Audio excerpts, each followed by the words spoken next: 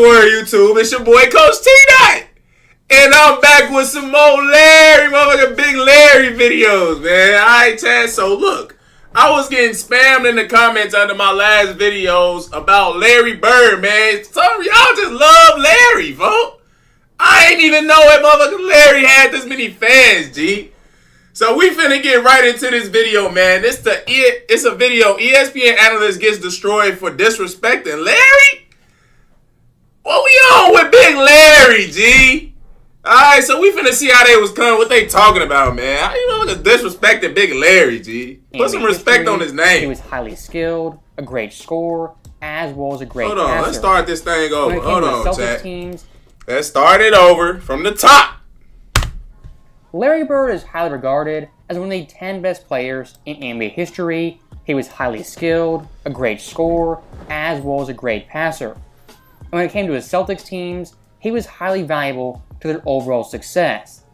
Now, with that being said, Larry Bird, like most older legends, is losing respect as time goes on. And when it comes to ESPN, I was absolutely floored to see a former NBA player insulting Larry Bird and saying point blank he is not one of the greatest shooters in NBA history. Hey, cap it, folks. And I think the NBA has gotten way past the balance and watching guys give up dunks to shoot threes on fast breaks. That kind of thing. I think that has hurt the game a lot. Now, that's me. I am old school, as we all know. JJ, perfect. But, you know, Bird shot plenty of threes. And they had Parrish and McHale. Bird shot plenty of threes. The best. And Bird is one of the great shooters in the history of the sport. Not even close. Bird shot threes. He never was a volume shooter from three. No, I know that. But he was a great three-point shooter. He was not good. He was great. Hey, JJ. So, stopping that clip right there. I see him finna fix his face to say something crazy about Big Larry, G. We just gonna see what he say, man. At the very end, had the facial expression of someone who was annoyed and disgusted by Larry Legend being called one of the best shooters of all time. And for someone like Reddick, it might be hard to understand that players in the past were also great players. But for him, he is so preoccupied with boosting up today's players, he downplays and disrespects past eras, like Bird, Cousy, as well as Jerry West. Now, getting on to the actual argument, Larry Bird, in his era, there was a three-point line that was introduced his first year. But for middle school, high school, even college, he had no three-point line. That is some very important context a lot of fans either don't know or try to ignore. So the three-point line was invented Larry rookie year, chat? Damn, so Larry had developed the blicky from throughout his career, chat. And one more thing I do want to add, when Bird came into the NBA, he was actually a power forward who played primarily on the block. And despite that, in his first year in the NBA, he shot 40.6% for behind the arc. What? In terms of percentage, he ranked third in the NBA. He was fifth in total threes and sixth in threes attempted.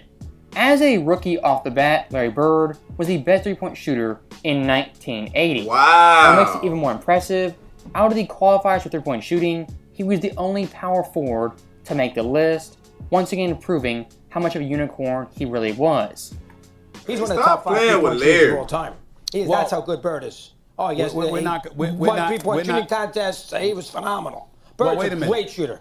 Wait a minute, Doggy. And Bird didn't shoot. Bird is absolutely one of the greatest shooters ever, but he's not one of the top 5 three-point, top 3, whatever you just said. Did you see the three-point shooting that he put on, those clinics that he put on in the All-Star game? Again, did you watch? Doggy, it's just math. It's attempts, it's makes, and it's percentage. And there's no way you could ever argue Larry Bird is a top 3 three-point shooter of all time. You can't make that argument. You're basing it on math. You're basing it on math and the time of when he played. I'm basing it on just shooting. Now, looking at JJ in this clip, he once again provides no context, saying, quote, "It's about makes, attempts, and percentage." Looking at the raw numbers with no context, no data, and no additional information. That argument right there, going on stats alone, is highly disingenuous. For example, look at the mid and early 2000s. Back in that era, averaging 30 points was extremely difficult for people like Kobe, Allen Iverson, and even T-Mac. Being knowledgeable NBA fans, we know that era had a much slower pace, the paint was more crowded, and scoring was definitely more difficult. Cole! When looking at the Cole. stats with no context, Cole, T-Mac just hit you with that ill nah, shorty. Look! Had a much slower pace. Hey, get your stupid ass back! I ain't never seen that clip before, man. When looking at the raw stats with no context, players in today's league averaging 30 were more efficient compared to Kobe as well as Iverson. And like Reddick said, it's makes, attempts, and percentage. Someone like SGA off the pure raw stats was a better scorer than peak Iverson. And someone like Tatum technically was more impressive than the early 2000s Kobe. Damn. My overall point being, stats like usual require context. The same thing goes to Larry Bird and his shooting percentage. And speaking of that percentage, looking at Bird, after 1984, when he stopped playing power forward, his overall shooting splits were highly impressive. Shooting 50% from the field, 39.8% from 3, and 90% from the line. Okay. During that time period, 50, 40, 90. He shot above 40% from 3, and his highest season was at 42.7%. Damn, Larry shot this. Man, y'all can't say Larry wasn't one of the best shooters ever, man. Fucking had like 5 seasons where he shot over 40%, chat. Come on, G. Y'all hating at this point. If y'all ain't fucking with Big Leg saying Larry is one of the best shooters, G, y'all hating. Y'all hating. Going year by year, in 85, he was 4th in three-point makes. 86, he was 1st. 87, also 1st. He just got the three-point line his rookie year. So peak Larry Bird, from 85 to 88, he was 1st in threes made, 1st in threes attempted, and 4th in three-point percentage. For his overall era, in terms of volume and percentage, he was the Steph Curry of the late 1980s. Bird is a... I know you ain't just say he was the Steph Curry of the era, folks.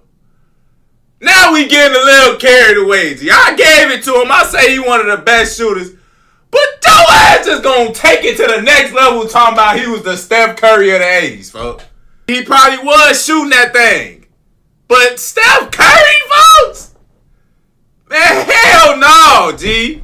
He wasn't Steph Curry, G. Just don't even put Larry and Steph in the same category, G. Steph is by himself. It's Steph and everybody else, folks. Ray Allen not even on Steph level. Ray Allen probably the closest one. After that, man, ain't nobody even stepping on the court with Steph, G, when it comes to shooting. Don't just be over-exaggerating, G. Then in the game, you were rewarded for putting the ball in the basket. There's plenty of people that have shot more, and guess what? Made more at a higher percentage than Larry Bird from 3. I'm not saying Larry Bird is not one of the greatest shooters ever. He's not one of the greatest three-point shooters ever. Absolutely. You cannot make that argument. Yes, I'm sorry. Because the 80s is so much different. There's physicality, the way they guarded people. You couldn't. Can we get Doug, off I've been trying to make a point. Seriously, I've been trying to make a point for you, Doug. So once again, Reddick has 0 historical context and wants to make basketball black and white and about percentage and stats. I just don't like how he said he was the Steph Curry, for like Steph Curry, G. For the high volume No. three-point shooters from day one That's in the blasphemy. NBA. And for a big man, he was especially unique in his time because most forwards didn't dare step out to shoot threes. And Bird's overall influence, much like Steph Curry, had a big effect on the game going forward. It did, Guys though, like Chad. Nowitzki, Kevin Durant, and even Jason Tatum. And one thing I do want to nail home, in 1980, three-point shooting was a gimmick and a joke for most coaches. But for Larry Bird, in a 5-year period, he legitimized it while shooting upwards of 40%, really not knowing what he was doing for his time. And like I said before, I gotta talk to some real old heads, G. I gotta ask them, was Larry the motherfucker Steph Curry a three-point shooting back then? 41.4% from behind the arc, when the league average was 29.5%. Once again showing Bird was light years ahead of the curve and is a unicorn for his time period given his size, volume, as well as percentage. And one more thing I do want to reiterate is stats with 0 context. As any average Joe off the street can look at a box score, look at a percentage, and read it and tell if it's good or bad. But a real smart NBA fan, what they do, they look at the context, the peak, and the overall era. As looking at raw stats as a simpleton, someone like Kobe and his career stats aren't as impressive as Damian Lillard when it comes to scoring. As Dame compared to Kobe, averages more points, a higher true shooting percentage, higher 3 percentage, and higher free throw percentage. Would anyone in their right mind say Dame Lillard was a better overall scorer than Kobe? Because looking at the numbers, remember, makes, attempts, and percentage, Dame Lillard, in fact, was a better scorer. And once again, looking at Bird, at his absolute peak in the playoffs, he was phenomenal. As an 86, he averaged 25.9 points, 9.3 boards, 8.2 assists on 52, 41, and 93 splits. For NBA history, Larry Bird was the first player ever to have a high-volume 50, 40, 90 postseason run. And since Bird, only KD and Kawhi. Them are some great numbers, Chad. Like, the efficiency is crazy. You can't tell me, bro. This is one season, G. 50, 40, 90. Like, legit. Not just barely touching, legit 50, 40, 90. Larry was doing this shit, man. Season run. And since Bird, only KD and Kawhi have joined him on that list. Let's say Steph Curry, for example. Right. When I watch Steph Curry off the ball in a playoff game, He's great. getting grabbed and held by Marcus Smart, they're attached to him at all times. Right. Then when I watch Larry Bird come off a pin down and no one's within 5 feet of him and they're shooting the gap, you're telling me one is more physical than the other? You're telling me that's more physical than Steph Curry being grabbed and held for 48 minutes? Now, stopping Redick right there, when talking about any era of basketball, there are always good defensive teams and bad defensive teams. But for Redick, when it comes to Bird's era, he only focuses in on the bad defense, compared to Steph's era, where he totally ignores the bad defense and the awful teams like Houston, Charlotte, and San Antonio. And as a basketball fan, that's the difference, Chad. See, me, I understand, like, obviously the 80s, the players weren't as developed as they are now. So, of course, like, people like Larry Bird, he was like the fucking KD of this era. So he was going to be torching motherfuckers back then. Like, just like how nowadays, KD be torching motherfuckers. Like, you just got to understand there's levels to this shit. As basketball gets better and as time goes on, players get better. They get more physical, more skilled. I understand all of this shit, so I don't be making nonsensical arguments like that. You feel me? Because every era, it was killers. It was motherfuckers that was weak as hell. It was raw-ass defenders. It was weak-ass. Like, it was just you get what I'm saying? Every era is something comparable to the last one. You feel me? So I just don't be making dumb arguments like this. It takes about 5 minutes to find Larry Bird playing against very physical defense who grabs him, holds him, double teams him, and does all types of things to limit his shots and his shooting space.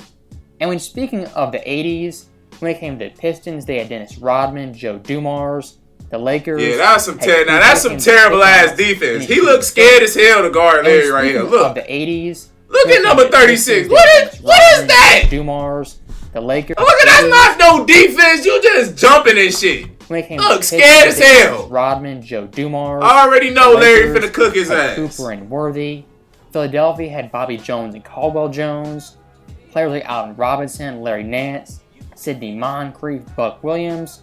You had great defenders on all-time great defensive teams. Exactly. And just like Redick, I could cherry-pick bad plays here, bad plays there, from any era. Exactly. At the end of the day, it makes no sense doing that. You have to watch the film, understand the era, and provide context to what you're watching.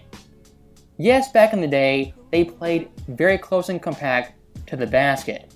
That's because back then, they didn't know the value of three-point shooting. But someone like Bird was a pioneer and an innovator of three-point shots for big men and just players in general. And one last thing I do want to throw in there, looking at Larry Bird, Mad Dog Russo brought up the NBA Finals. For Bird in the finals, for his career, in 5 trips collectively, he shot 42.2% from behind the arc. Damn. And when it came to clutch time play, in the final 5 minutes, shot a staggering 42.8%. If you look at 3-point shooting for Larry Bird, at the biggest times when the stakes were highest, he elevated his game and rose to the occasion. And like Pat Riley said, Larry Legend is the guy you want taking the shot when the clock's winding down. Oh, for real. So that right there is my last overall point. And when it comes to Bird, I personally think he's a top 10 shooter of all time. If you want to say top 5, I definitely wouldn't push back too heavily given his era and how good he was for his time period. And for Redick, as you guys know, I am not a big fan of him or his takes regarding past legends. As always, thank you guys for watching. Hope you enjoyed it. I'll see you next time. Alright, man, that's the end of the video, chat. Let me know what y'all think, man. Because y'all went crazy on that last Larry video I reacted to. Is JJ Redick tweaking?